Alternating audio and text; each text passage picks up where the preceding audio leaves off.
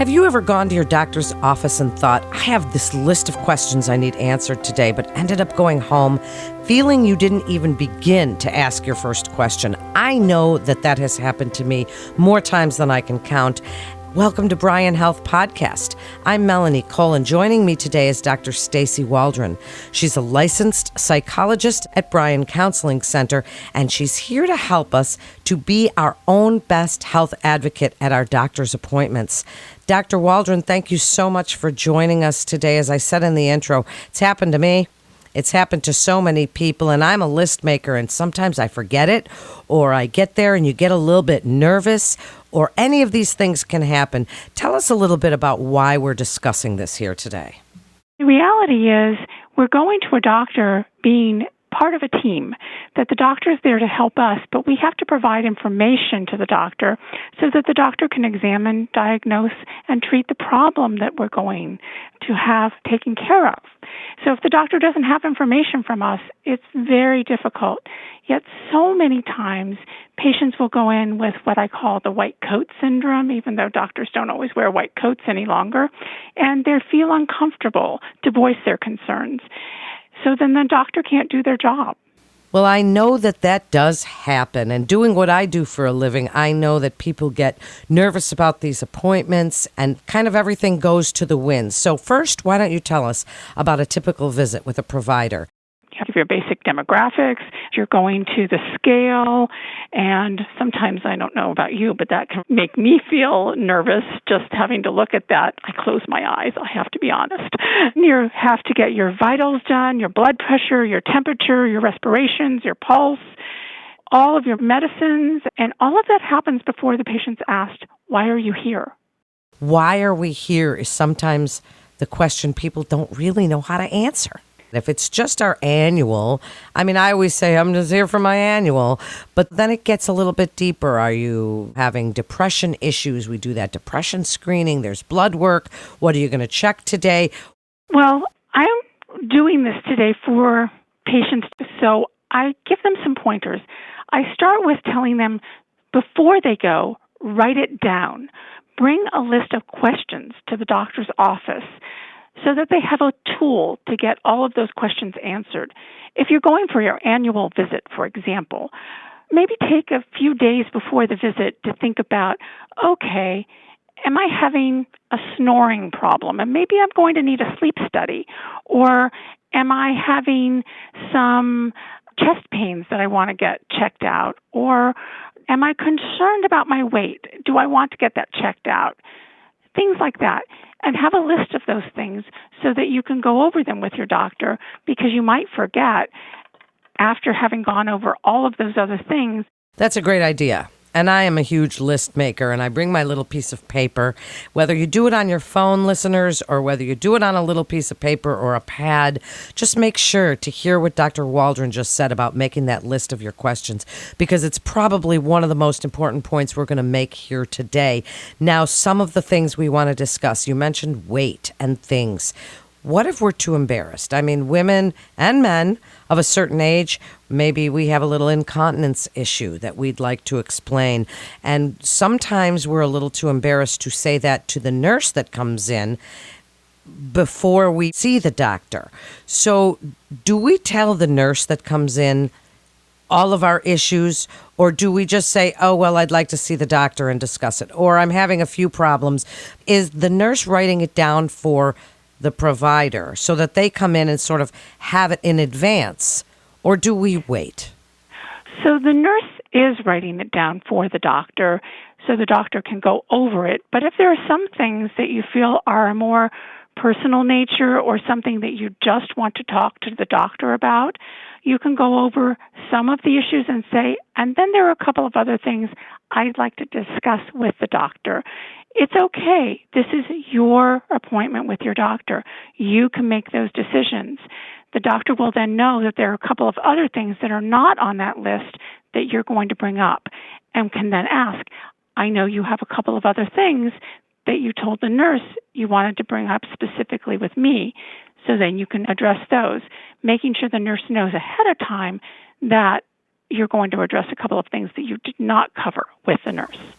I agree with you. It is your appointment. Now, you mentioned earlier, Dr. Waldron, the medication list. That is another tough one you want to bring in, but that you do go over with the nurse, and it's usually in the chart. And now we have e-charts. That's easier to keep. But if there are things like vitamins or supplements, things like that, how do you best advise we bring that? But the medication list, that's really important, isn't it? It's extremely important. And I find often that patients forget about those natural supplements because they are, after all, natural. And I'll tell patients that you need to tell your doctor about all of those things. I'll hear from them, well, but it's natural. It really doesn't matter.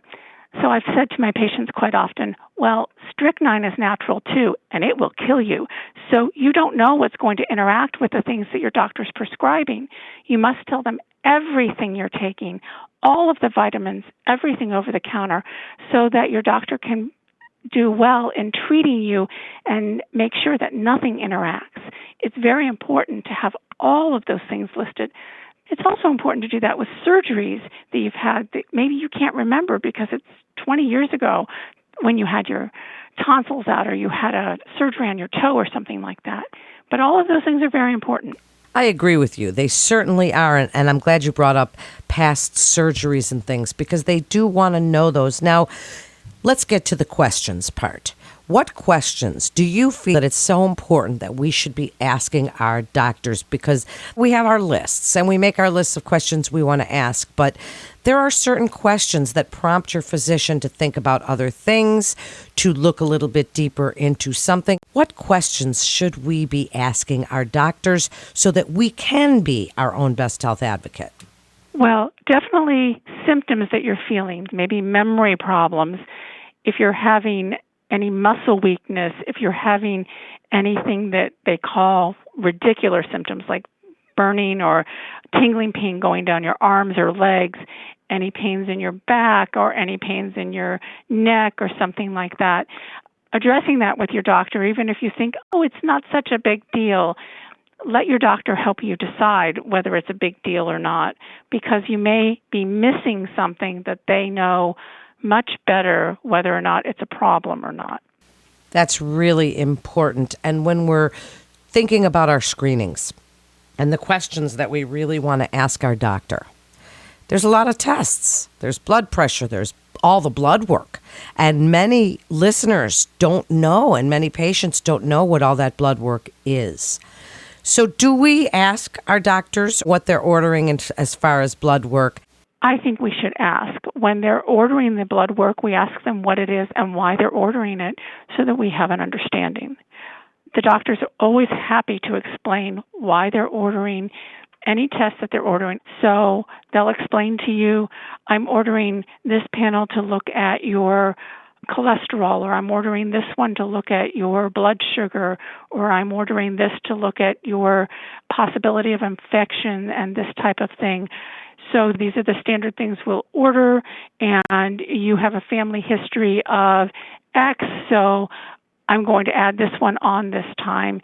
And if you're concerned about, well, I don't think I'm running risk of that this year, I'd prefer not to have that one ordered, then you can discuss that with your doctor, and the two of you can make a decision together, an informed decision on your part. Well, that's really what it's all about. And that's really what this podcast is all about, Dr. Waldron, is that shared decision-making, being your own best advocate. And before we wrap up, stress management, we're all feeling this worldwide. It's really a global stress. Everybody's feeling it. And we want to discuss that with our doctors. But we also don't want to alarm them or something along those lines, but maybe we do want to look at medication. Maybe we do need some stress management advice. How do we talk to our doctors about that, about the mental aspect? Because they're not our mental health providers. However, they are well versed in many of the things, certainly nowadays. So can you tell us and give us your best advice about discussing some of our fears with our doctors so we can be our own best health advocate and be a whole person and not just the physical stuff? So when you're talking to your primary care doctor, for example, let's say at that annual physical, and you're feeling some anxiety or depression, I would encourage then asking about that referral to someone you can talk to before you go directly for a medication, because you have a lot more skills than you think you do to actually bring some of that anxiety down. And you may find that those pills don't do it all by themselves. However, describing the depression or anxiety, like you described at the very beginning of this podcast, in that screening tool that is used, may help that doctor say, let's use this, and let's also get you to a place where you can gain some of those skills. The combination of both of those can really help an individual take control of their life. Great advice, and what an informative episode this was. Thank you so much, Dr. Waldron, for joining us today. And you can take a free confidential behavioral health screening at bryanhealth.org. Print out those results and take them with you to your appointment. And don't forget to make those lists. I'd like to thank our Bryan Foundation partner, MMC Contractors. That concludes this episode of Bryan Health Podcast. To listen to more podcasts from our experts, visit bryanhealth.org/podcasts. I'm Melanie Cole. Thanks so much for joining us today.